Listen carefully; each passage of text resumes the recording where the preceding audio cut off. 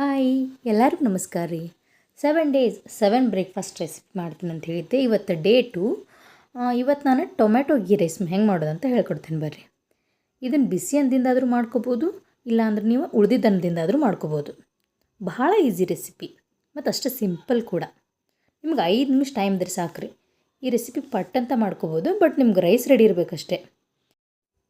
ಬರ್ರಿ ಹೆಂಗೆ ಮಾಡೋದು ಅಂತ ಹೇಳ್ಕೊಡ್ತೀನಿ.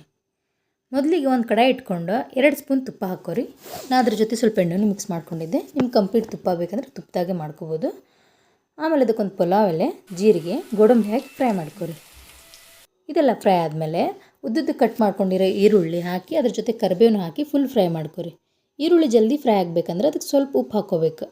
ಅಂದ್ರೆ ಆಲ್ರೆಡಿ ಅಂದಾಗ ಉಪ್ಪು ಇರ್ತೈತಿ, ಸ್ವಲ್ಪ ನೋಡ್ಕೊಂಡು ನಿಮ್ಗೆ ಎಷ್ಟು ರುಚಿಗೆ ಎಷ್ಟು ಬೇಕೈತಿ ಅಷ್ಟು ಉಪ್ಪು ಹಾಕೋರಿ. ಅದನ್ನೆಲ್ಲ ಫ್ರೈ ಮಾಡ್ಕೊಂಡ್ಮೇಲೆ ನೀವು ಸ್ವಲ್ಪ ಅದಕ್ಕೆ ಅರಿಶಿನ ಪುಡಿ, ಆಮೇಲೆ ಕೆಂಪು ಖಾರದ ಪುಡಿ. ನಾನು ಇಲ್ಲಿ ಹಸಿರು ಮೆಣಸಿನ್ಕಾಯಿ ಯೂಸ್ ಮಾಡತ್ತಿಲ್ಲ, ಸೊ ಹಿಂಗಾಗಿ ಕೆಂಪು ಖಾರದ ಪುಡಿ ಅಂದರೆ ಸ್ವಲ್ಪ ರೆಡ್ ಕಲರ್ ಬರಲಿ ಅಂಥೇಳಿ ನಾನು ಖಾರದ ಪುಡಿ ಯೂಸ್ ಮಾಡತ್ತೀನಿ. ಆಮೇಲೆ ಸ್ವಲ್ಪ ಗರಂ ಮಸಾಲ, ಇದ್ರ ಜೊತೆ ನಾನು ಸ್ವಲ್ಪ ಗ್ರೀನ್ ಚಿಲ್ಲಿ ಸಾಸ್ ಯೂಸ್ ಮಾಡಿದೆ. ಅದೆಲ್ಲ ಫ್ರೈ ಮಾಡ್ಕೊಂಡ್ಮೇಲೆ ನೀವು ಇಲ್ಲಿ ಮಾಡಿಟ್ಕೊಂಡಿರ್ತಿರಲ್ಲ ರೈಸ್, ಅದನ್ನು ಹಾಕಿ ಸರಿಯಾಗಿ ಮಿಕ್ಸ್ ಮಾಡ್ಕೊರಿ. ಫುಲ್ಲೆಲ್ಲ ಕಂಪ್ಲೀಟ್ ಮಿಕ್ಸ್ ಆದಮೇಲೆ ಅದನ್ನು ಕಟ್ ಮಾಡ್ಕೊಂಡಿರೋ ಕೊತ್ತಂಬರಿ ಹಾಕಿ ಸರಿಯಾಗಿ ಮಿಕ್ಸ್ ಮಾಡ್ಕೊಂಡ್ರೆ ರೆಡಿ ಆಯ್ತು ನೋಡಿರಿ ಟೊಮೆಟೊ ಗೀ ರೈಸ್. ಬಿಸಿ ಬಿಸಿ ಇದ್ದಾಗ ತಿಂದರೆ ಇದ್ರ ಟೇಸ್ಟ್ ಮಸ್ತ್ ಇರ್ತೈತಿ. ಸೊ ಮತ್ತು ನಾನು ನೆಕ್ಸ್ಟ್ ರೆಸಿಪಿ ಜೊತೆ ಮತ್ತೆ ಸಿಗ್ತೀನಿ. ಯಾರೆಲ್ಲ ನನ್ನ ಚಾನಲ್ ಹೊಸದಾಗಿ ನೋಡಾತ್ತೀರಿ ಅವರೆಲ್ಲ ನನ್ನ ಚಾನಲ್ನ ಫಾಲೋ ಮಾಡಿರಿ. ಹೊಸ ಹೊಸ ರೆಸಿಪಿ ಮತ್ತು ಹೊಸ ಹೊಸ ವಿಷಯಗಳಿಗಾಗಿ ನನ್ನ ಚಾನಲ್ ಫಾಲೋ ಮಾಡೋದನ್ನು ಮರಿಬೇಡಿ. ಬಾಯ್.